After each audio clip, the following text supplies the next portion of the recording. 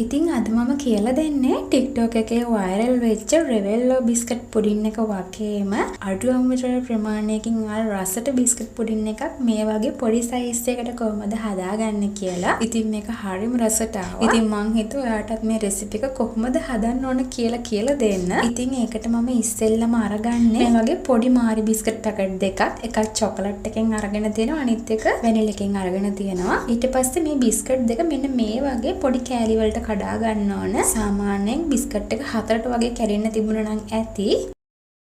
ඉතින් මේ විදිහට සේරම බිස්කට් ටික කඩා ගන්න ඕන.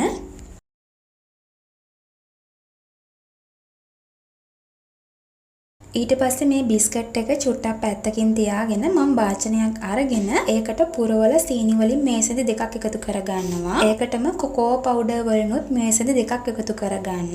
ඊළඟට මම ඒකට කොම් පිටි වලිනුත් පුරවල මේස හැන්දක් එකතු කරගන්නවා. ඊට පස්සේ මම ඒකට ෆ්‍රෙෂ් මිල්ක් වලින් මිලිලීටර් 300ක් එකතු කරගන්නවා. ෆ්‍රෙෂ් මිල්ක් ටිකෙන් ටික එකතු කර කැටි ගහන්නේ නැති වෙන විදියට මේක කලවම් කරගන්න ඕන. ඉතින් ඔයාට මෙතනදී කොකෝ පවුඩර් වෙනුවට මයිලෝ පොඩි පැකට් දෙකක් වුණත් අරගන්න පුළුවන්. ග්‍රෑම් 15 පොඩි පැකට් දෙකක් අරගන්න.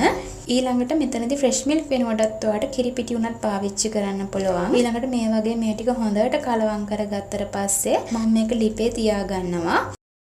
ඉතින් ලිපේ තියාගන්න පුළුවන් වාචනයක් අරගෙන මේ මිශ්‍රණය එකතු කරගෙන ඉතින් මේක ලිපේ ගින්දර අඩුවෙන් තියාගෙන මේ විදිහට දිගටම හැඳිගා ගන්න ඕන.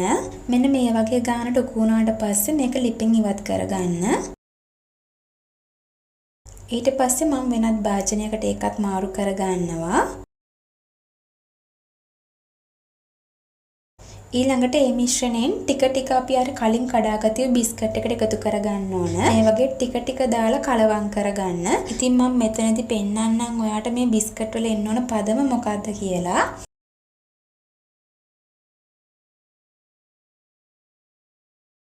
ඊට පස්සේ මෙන්න මේ වගේ සේරම ටික දිය වෙන්නෙත් නැතුව මෙන්න මේ වගේ කෑලි හිටින පදමක් තමයි හදා ගන්න ඕන. ඊට පස්සේ මම මෙන්න මේ වගේ පොඩි කන්ටේනර් එකකට මේක දාගන්නවා.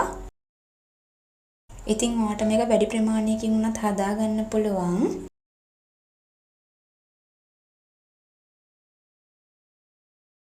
ඉතින් ඔයාට මේ බිස්කට් පුඩින් එක උඩින් ඕනම දෙයක් එකතු කරගන්න පුළුවන්. මම කලින් හදාගත්තේ මිශ්‍රණයම ටිකක් ඉතුරු වෙච්ච හන්දා ඒකට චොකලට් චිප්ස් ටිකකුත් එකතු කරගෙන ආයෙමත් ලිපේ තියලා ටිකක් වැඩිපුර උකු කරගත්ත මිශ්‍රණය. ඉතින් ඒ මිශ්‍රණය තමයි මම දැන් මේ එකතු කරගන්නේ. ඊට පස්සේ ඒකටත් උඩින් මම තව රට කජු ටිකක් බදලා එකතු කරගත්තා. එතකොට මේක තවත් රසයි. ඉතින් ඔයාලට කැමති විදියට මේක සරස ගන්න පුළුවන්. ඔයා කැමති දේවල් එකතු කරගෙන ඊට පස්සේ මේක පැය 9ක් විතර ෆ්‍රිජ් එකේ යට කොටසෙන් තියලා තියන්න ඕන සෙට් වෙන්න.